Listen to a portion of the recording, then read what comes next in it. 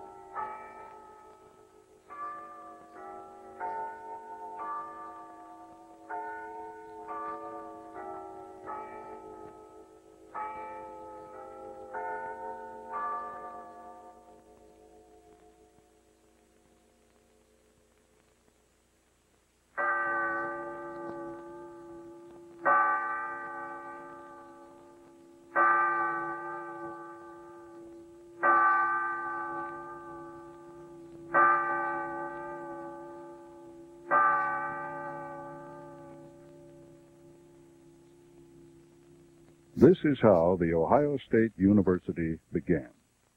Amidst the echoes of what Walt Whitman called the strange, sad war between the states. The Ohio Agricultural and Mechanical College had been made possible by the Land Grant College Act, signed by Abraham Lincoln in 1862. The nation needed men with mechanical and agricultural skills, but men, too, of liberal and humane education. And it needed men to teach them, men of knowledge and wisdom and vision. The Land Grant College was a uniquely American institution, and without its public support, most of its sons and daughters would never have gone to college at all. And this is the way it was 100 years ago, in the last days of a way of life that was and would never be again.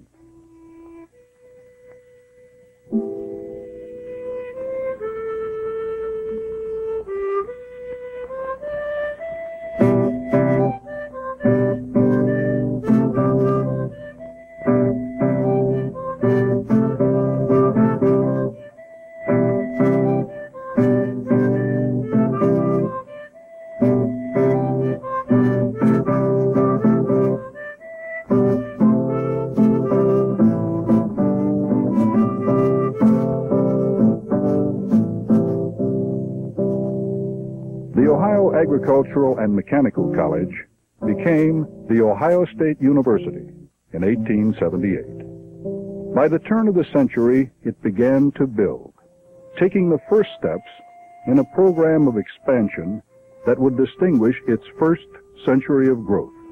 The derby hat was giving way to modern dress. The Gibson girl was becoming the emancipated, educated woman of tomorrow. The days of the horse were numbered, although he was still useful in many ways and still the subject of serious study. But the time of the horseless carriage had arrived.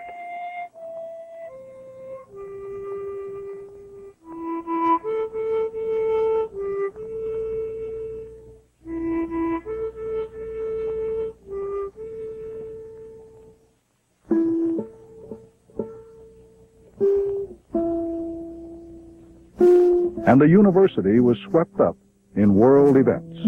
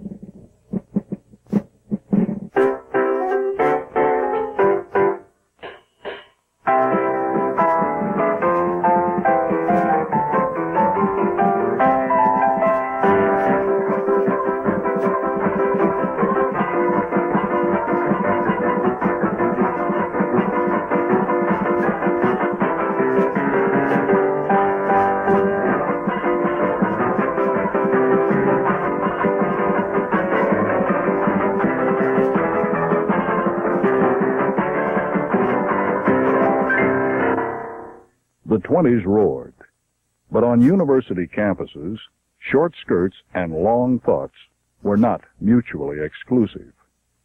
Graduate studies and distinguished scholarship blossomed in the fields of physics, chemistry, zoology, philosophy, education, sociology, accounting, engineering, and many other fields.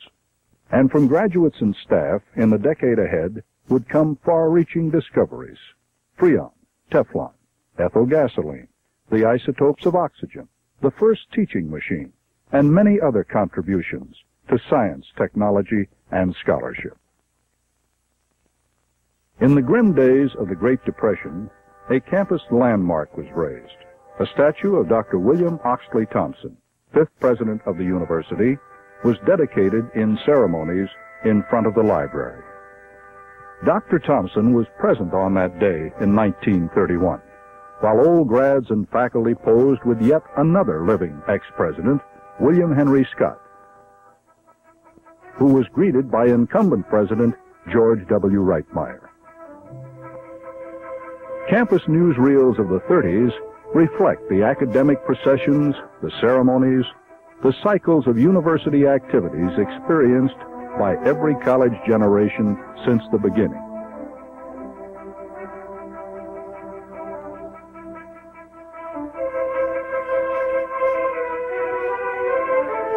It was the period of marching bands, knickerbockers, and blimps. It was the time of the rumble seat and vigorous young men of action.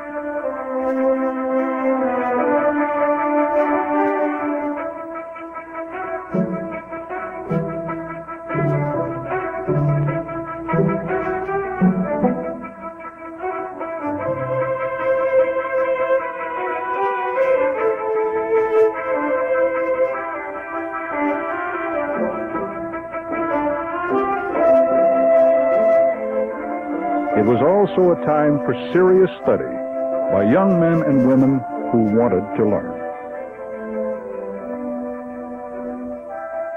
The Tower Club symbolized the cooperative dormitory of the day, the determination of students to get an education despite the economic handicaps of the period.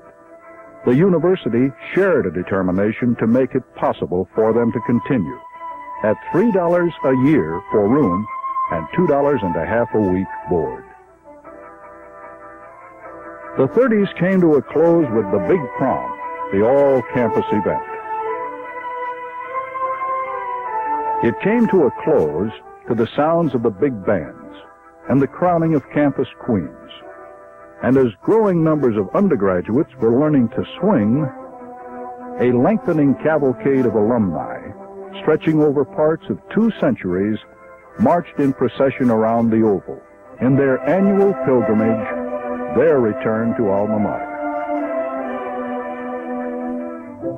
The leaves fell gently among the classes of the 70s, 80s, and 90s, but the ranks were continually replenished.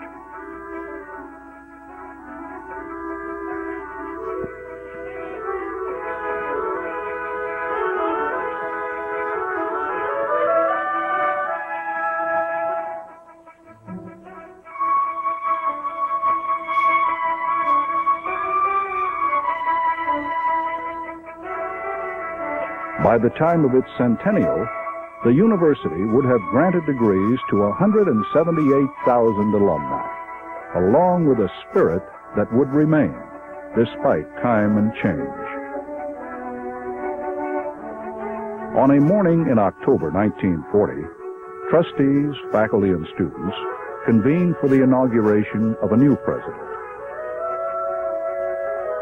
Howard Landis Bevis, a lawyer and a Harvard man, became the 7th president of the Ohio State University.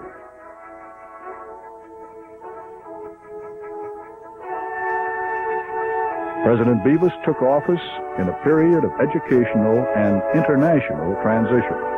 A whole new world was opening up.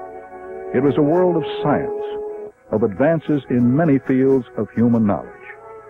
But it was also a world already echoing loudly with ominous sounds and distant voices.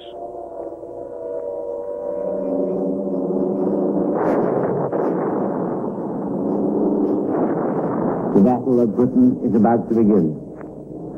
Let us therefore brace ourselves to our duty, and so bear ourselves that if the British Empire and its Commonwealth last for 1,000 years, men will still say, this was their finest hour.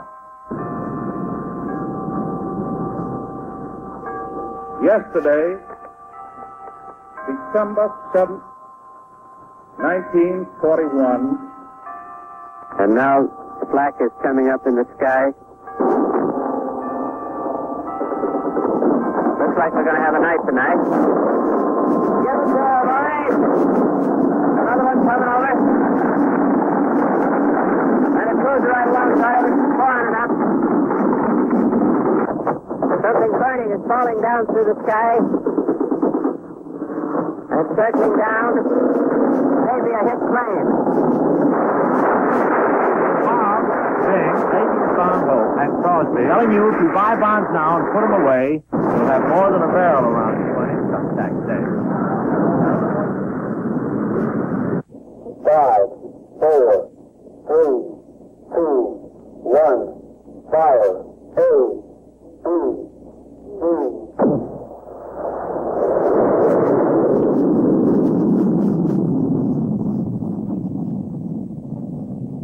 Out of war came new relationships between matter and energy, between man and his environment, and between man and man himself.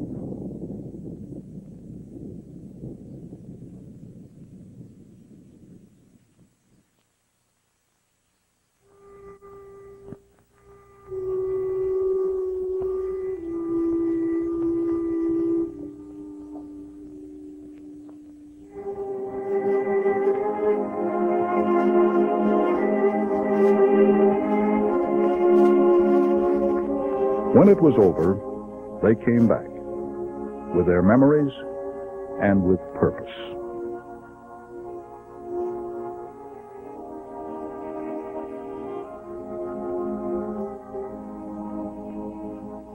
At the beginning of the academic year, 1947-48, there were more than 25,000 students at The Ohio State University, the largest full-time enrollment on one campus in the entire nation.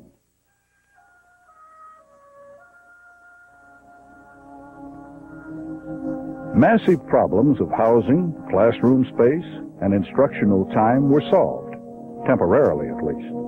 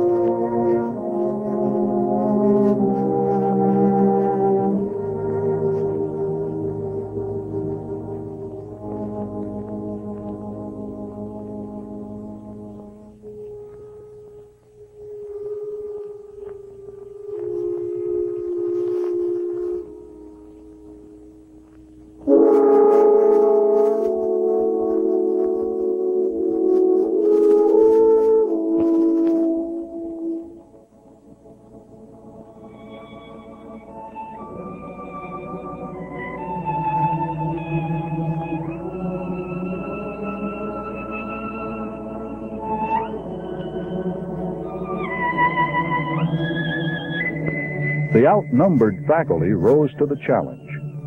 Veterans proved themselves to be superior students.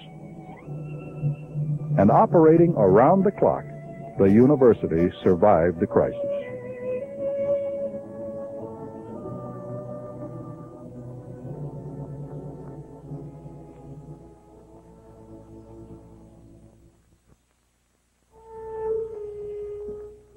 As the 40s came to a close, a campus tradition was observed.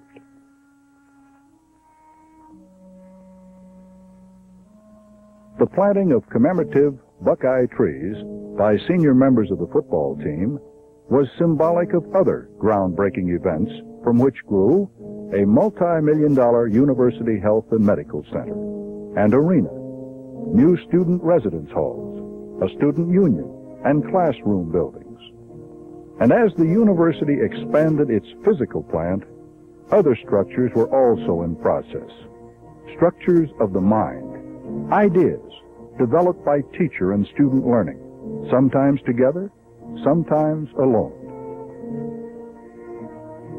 And there were occasional and necessary excursions into youthful expression, outpourings of physical energy and spirit which had become part of university life in America.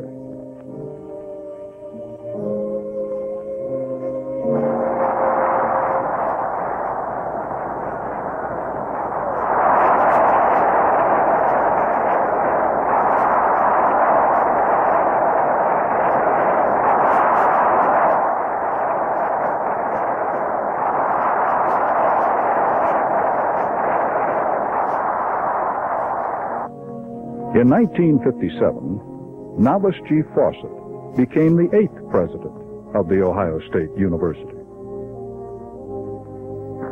I pledge my most earnest efforts to the development of an effective pattern of university performance based upon an incisive and prayerful examination of the multifarious nature of an institution to which the people of Ohio and indeed of the nation look for insight and reassurance in an uneasy era.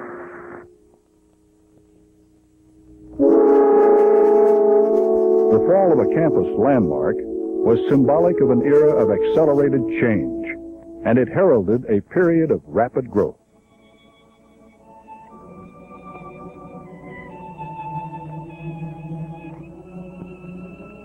The College of Law had a new building and hosted the Chief Justice of the Supreme Court of the United States.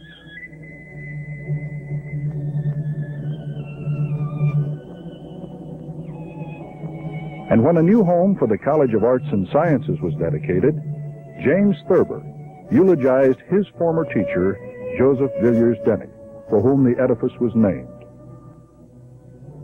The torch had been passed. And it was passed again to a new generation, an idealistic, sensitive generation tempered by war and bitter peace. They had mountains to climb, mountains of knowledge, and miles of information to travel. Students of the 60s had grown up with television. They belonged to an image generation in an age of the visible.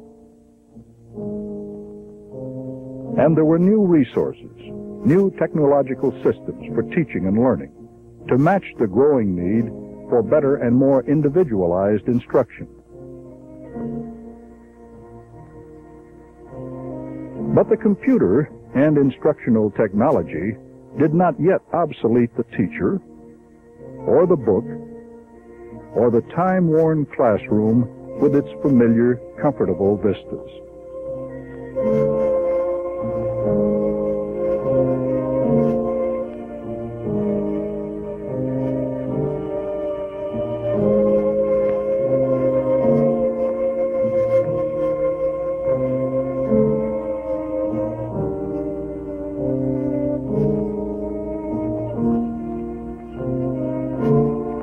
And in the last days of the 60s, as the university approached its centennial, there was a touch of nostalgia of the university of the past. But the present was charged with a strong sense of action.